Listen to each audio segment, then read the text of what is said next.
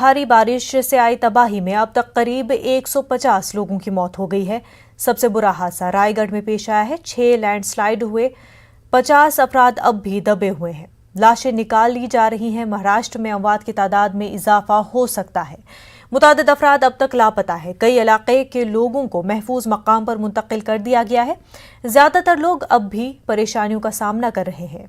NDRF और navy की टीमें राहत और मदद के कामों में लगे हुए हैं।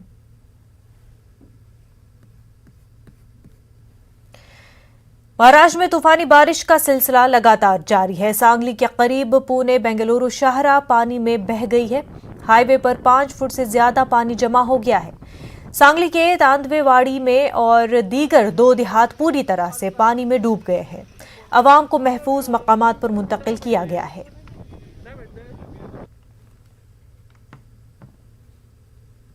यहाँ कल से पानी बहुत भरा हुआ है।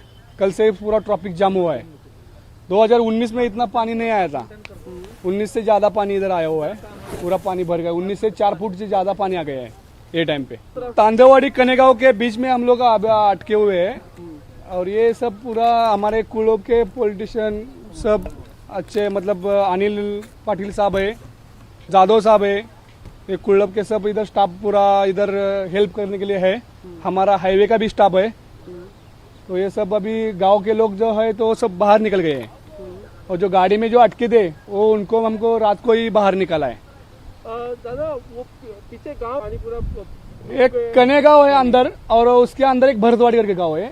वो गांव में पूरा मतलब अंदर डूब गए हैं। वो अंदर जा नहीं सकते, इतना पानी भरा हुआ है। और हाईवे पे कितना पानी भरा हुआ है? कहाँ कहाँ पानी? अभी ये हाईवे पे पानी इधर लगभग 4 या 4.5 फीट पानी है। उधर ट्रक डूबा हुआ है। ट्रक पूरा कल से इधर जाम हुआ है।